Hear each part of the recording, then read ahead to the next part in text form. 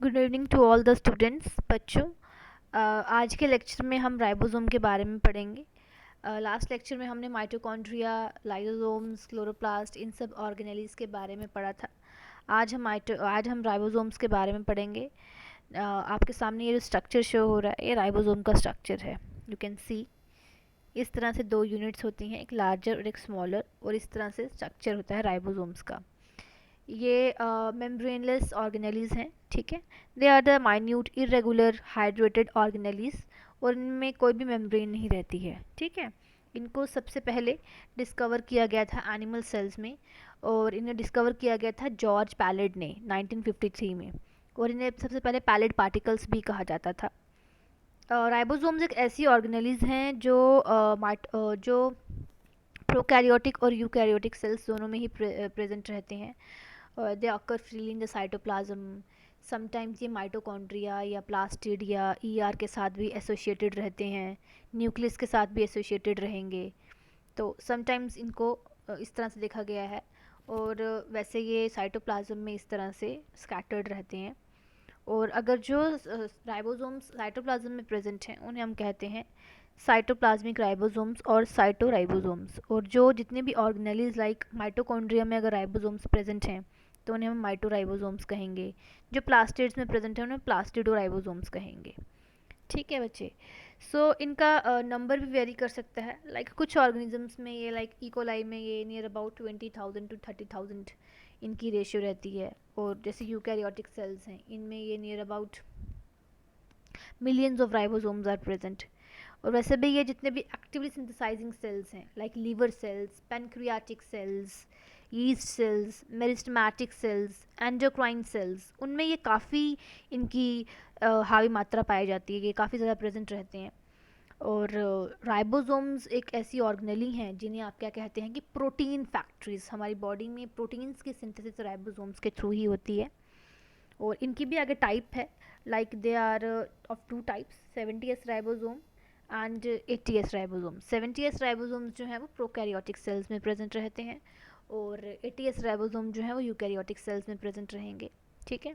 और कुछ organelles eukaryotic organelles जैसे कि माइटोकॉन्ड्रिया, ठीक है, या जैसे आप प्लास्टिड्स ले सकते हैं यूकैरियोटिक सेल्स के, उनमें भी 70s राइबोसोम्स प्रेजेंट होते हैं। और ये शो करता है कि यूकैरियोटिक सेल राइबोसोम जो हैं वो प्रोकैरियोटिक सेल से ही इवॉल्व हुए हैं। अगर आप यहाँ पे देखो कि अगर हम यूकैरियोटिक राइबोसोम्स को देखें, तो दोनों में कुछ खास फ़र्क नहीं है स्ट्रक्चर में। अगर हम स्ट्रक्चर वाइज जाएँ तो शेप सेम ही रहती है, चाहे वो प्रोकैरियोटिक हो चाहे वो यूकैरियोटिक हो। बट फ़र्क कब आता है? उनकी आरएनए कंपोजिशन में और उनकी प्रोटीन कंपोजिशन में, ठीक है। क्योंकि एक राइबोसोम जो होता है उसमें आरएनए और प्रोटीन का ही सारा मतलब कॉन्ट्रीब्यूशन रहता है, और उसी का कॉम्प्लेक्स रहता है, जिसे हम आरएनपी भी कहते हैं। जो यूकैरियोटिक सेल है वो 80s राइबोसोम का बना है। वहाँ पे क्या होता है कि जो सबसे लार्जेस्ट यूनिट है वो 60s होती है।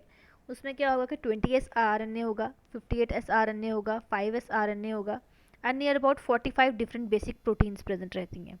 और जो 40s सब यूनिट होती है, स्मॉलर सब यूनिट होती है जो यूकैरियोटिक राइबोसोम की, उसमें एक ही टाइप का आरएनए होगा, 18s आरएनए, और near about 23 different proteins present रहती हैं।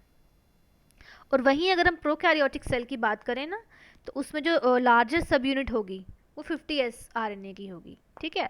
उसमें भी दो तरह के आप देखोगे आरएनए होंगे, like 23s RNA, 5s RNA, और उसमें कुछ नियर अबाउट 34 डिफरेंट प्रोटीन्स वहाँ पे बेसिक प्रोटीन्स प्रेजेंट रहती हैं। और जो उसकी स्मॉलर यूनिट है वो 30s सब यूनिट है, उसमें एक ही टाइप का आरएनए होगा, 16s आरएनए, और near about 21 different basic proteins वहाँ पे प्रेजेंट रहती हैं। कंपोजिशन में बहुत फ़र्क है, बट स्ट्रक्चर में ये इसी तरह का स्ट्रक्चर रहता है, ठीक है। लेंथ वाइज अगर हम इनकी देखे जाए तो जो 70s राइबोसोम्स हैं वो near about 200 to 300 Armstrong long होते हैं, and near about 170 to 210 Armstrong width होती है उनकी। और वहीं अगर 80s राइबोसोम की बात की जाए तो वो नियर अबाउट 200 to 240 आर्मस्ट्रॉन्ग उनकी विड्थ होती है, and near about 300 to 350 Armstrong उनकी लेंथ होती है, ठीक है। स्ट्रक्चर में तो सिमिलर ही हैं, मतलब like minute irregular hydrate organelles, ठीक है। फ़र्क आ जाता है कॉम्पोजिशन में, आरएनए प्रोटीन कॉम्पोजिशन में। जैसे 70s राइबोसोम्स में क्या होगा, आरएनए कंटेंट 60 होगा और प्रोटीन कंटेंट 40 होगा। बट 80s आरएनए में क्या होगा, आरएनए कंटेंट भी 50 होगा, प्रोटीन कंटेंट भी 50 होगा। 50-50 की रेशियो में ये इस तरह से होता रहेगा। जितने भी 80s राइबोसोम्स हैं ना, वो सारे न्यूक्लियोलस में मतलब बनते हैं, उसके बाद जाके वो साइटोप्लाज्म में रिलीज़ किए जाते हैं। बट जो 70s राइबोसोम्स हैं, जैसे कि बैक्टीरियल सेल में जो कुछ प्रेजेंट हैं, वो क्या होता है कि वो साइटोप्लाज्म में ही बन जाते हैं। ठीक है। सो अगर हम स्ट्रक्चर की बात करें तो नियर अबाउट दो तरह की सब यूनिट्स, जैसे कि मैंने पहले भी बताया, लार्जर एंड स्मॉलर। बट दोनों जॉइंट नहीं होती है। यहाँ पे जो हम स्ट्रक्चर देख रहे हैं, ये जॉइंट तब होगा जब प्रोटीन का टाइम आ जाएगा सिंथेसिस होने का। ठीक है। ये सब यूनिट्स ऐसे तो अलग अलग ही रहती हैं साइटोप्लाज्म में, but when there is a time for the active synthesis of proteins, so they join each other. ठीक है, वो जुड़ जाती हैं और बहुत सारी कॉपीज़ फॉर्म हो जाती हैं पॉलीपेप्टाइड्स की।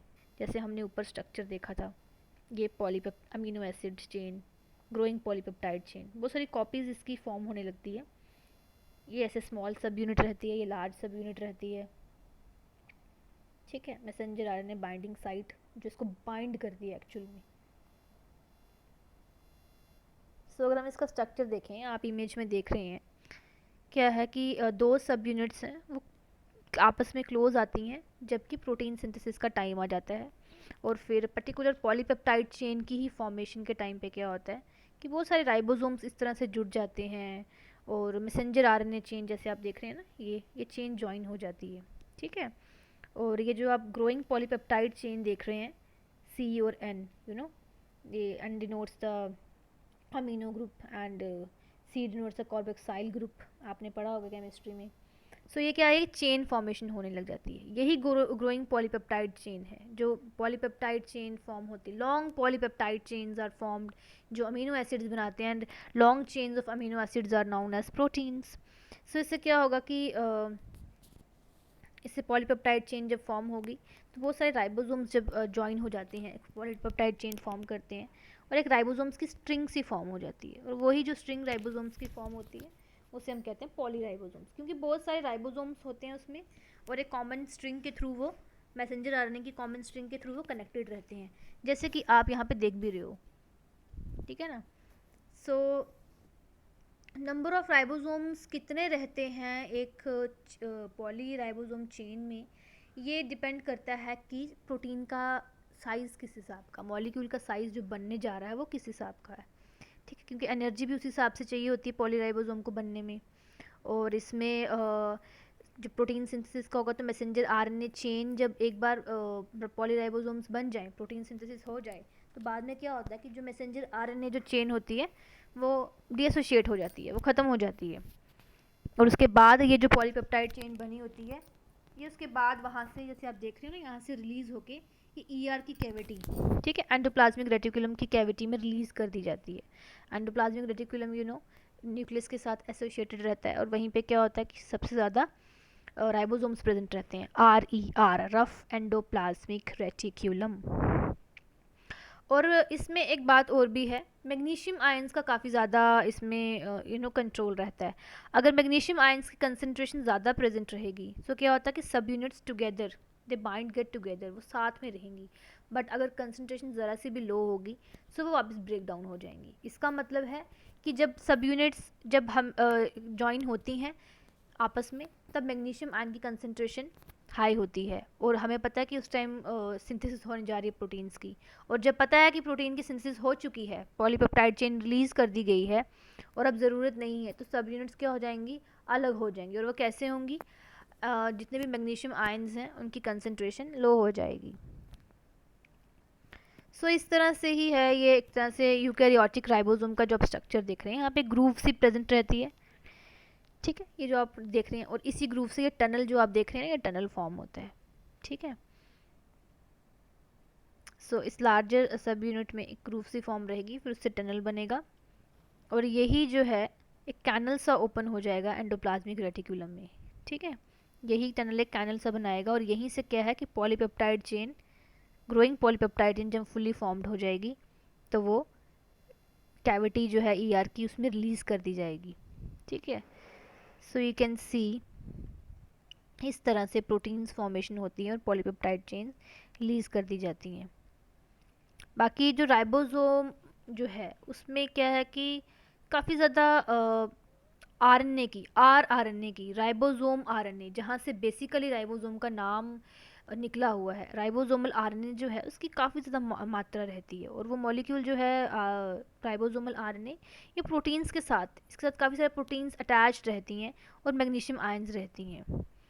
सो यही इसको एक तरह से जितना भी राइबोसोमल आरएनए है और जो प्रोटीन्स हैं, यही एक तरह से राइबोसोम को बनाती हैं। सो यू कैन सी किस तरह से आरएनए भी है और प्रोटीन्स भी हैं और एक तरह से राइबोसोम की फंक्शनिंग में हेल्प करते हैं।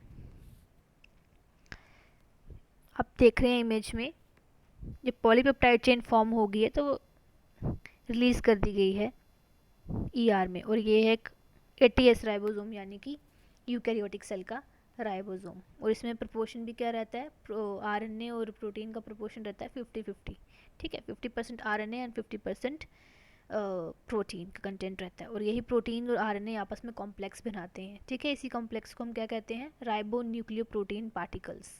ठीक है, जब आरएनए क्या करता है, जितने भी ये जो प्रोटीन राइबोसोमल प्रोटीन्स है ना, ये बेसिकली क्या करती हैं, जब ये एक्चुअली में क्या करती हैं, स्ट्रक्चरल एक तरह से एंजाइम्स प्रोवाइड करती हैं। ठीक है, ये बहुत सारी प्रोटीन्स होती हैं, बहुत सारी तरह की प्रोटीन्स होती हैं, इनका स्ट्रक्चर है, कुछ एंजाइमेटिक हैं फंक्शंस में, है ना। And proteins are some proteins are enzymatic in functions, all enzymes are proteinaceous in functions, ये आपने सुना होगा अक्सर। सो स्पेशली जो है प्रोटीन्स क्या करती हैं, एक एंजाइम खास करके पेप्टाइडल ट्रांसफेरेज, जो बेसिकली पेप्टाइड बॉन्ड की फॉर्मेशन में हेल्प करती हैं। एक्चुअल फॉर्मेशन जो है पेप्टाइड बॉन्ड की फॉर्मेशन में पेप्टाइडल ट्रांसफेरेज एंजाइम ही हेल्प करती है। ठीक है, सो ये एक्चुअली में एक काफ़ी बड़ा मतलब पार्ट है लार्ज सब यूनिट का। तो वहीं जो आरएनए है वो क्या करता है कि एक राइबोसोम की एक साइड पे क्या करता है, कवर कर लेता है। सो इस तरह से क्या होता है कि प्रोटीन्स जो है वो पूरी कवर्ड हो जाती हैं आरएनए से, और फिर वही प्रोटीन और आरएनए के कॉम्प्लेक्स को हम क्या कहते हैं, राइबो न्यूक्लियोप्रोटीन पार्टिकल्स। ठीक है, so you can C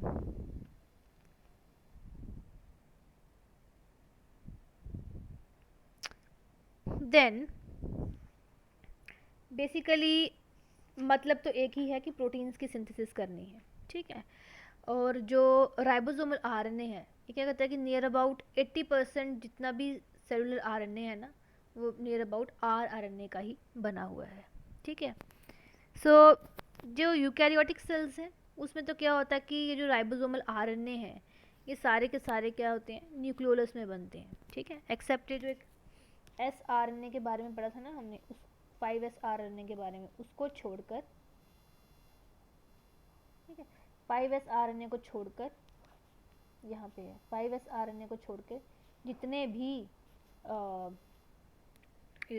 RNA हैं वो सारे राइबोसोमल आरएनए वो सारे न्यूक्लियोलस में बनते हैं। ठीक है, तो दूसरे वाला न्यूक्लियस में किसी भी पार्ट में से बन सकता है। बाकी जो प्रोकैरियोटिक सेल में होते हैं वो साइटोप्लाज्म में बनते हैं। तो यूकैरियोटिक में क्या होते हैं कि न्यूक्लियोलस में बनेंगे जो कि न्यूक्लियस के अंदर प्रेजेंट रहता है। ठीक है, और उसके बाद क्या होगा कि फिर उसके बाद जब राइबोसोमल प्रोटीन्स बन जाती हैं तो वो साइटोप्लाज्म में मतलब कि रिलीज़ कर दी जाती हैं। ठीक है, साइटोप्लाज्म में रिलीज़ कर दी जाती हैं और उसके बाद वो साइटोप्लाज्म से आगे पूरे सेल में डिफ्रेंशिएट होती हैं। तो इस तरह से प्रोसेस चलता है। Then we have functions. Ribosomes basically आपको पता है कि प्रोटीन सिंथेसिस में हेल्प करते हैं। So they are known as the protein factories of the cell. ठीक है, इनमें कोई मेम्ब्रेन्स तो नहीं रहती, बट हाँ ये बहुत सारे प्रोसेस शो करते हैं। एंड कुछ ऐसे सेल्स होते हैं जैसे पैनक्रियाटिक सेल्स, लिवर सेल्स, जहाँ पे एक्टिव सिंथेसिस होती है, प्रोटीन्स की एनर्जी चाहिए होती है, वहाँ पे ज़्यादा प्रेजेंट रहते हैं। समटाइम्स कुछ फ्री राइबोसोम्स भी एग्जिस्ट करते हैं और वो बहुत सारी प्रोटीन्स बनाते हैं जो सेल को खुद ही चाहिए होती हैं। ठीक है, तो ऐसे cells like muscle cells, skin cells, हमारी हर मतलब स्किन निकलती है फिर न्यू स्किन आती है। ठीक है ना, ब्लड सेल्स बनते रहते हैं, और हेमोग्लोबिन जो कि एक प्रोटीन है, ठीक है, वो भी क्या है कि फ्री राइबोसोम्स के थ्रू बनती है। रेड ब्लड सेल्स में जो फ्री राइबोसोम्स प्रेजेंट रहते हैं वो यही प्रोटीन बनाते हैं, हेमोग्लोबिन। और जितने भी फ्री राइबोसोम्स होते हैं वो काफ़ी ज़्यादा प्रोटीन की एक्यूमुलेशन कर लेते हैं, उनके पास रहता है कि जब कभी भी ग्रोथ की ज़रूरत पड़े तो वो प्रोटीन्स वहाँ से भेज सकें। देन राइबोसोम्स जो हैं ये एक्चुअली में क्या करते हैं, बहुत सारे पॉलीपेप्टाइड्स की फॉर्मेशन करेंगे, ये साइट प्रोवाइड करेंगे ट्रांसफ़र आरएनए और मैसेंजर आरएनए के लिए। ठीक है, T stands for transfer RNA, वो जो प्रोटीन सिंथेसिस में हेल्प करते हैं। Polypeptide chain, new polypeptide chain मतलब फॉर्म करते हैं। ठीक है, सो इस तरह से क्या होता है कि न्यू पॉलीपेप्टाइड चेन फॉर्म होती है। सो ये सब इनके फंक्शंस हैं और आई होप आपको आज का लेक्चर समझ आ गया हो। आज के लिए इतना ही है, next will continue from tomorrow. Thank you and God bless you all.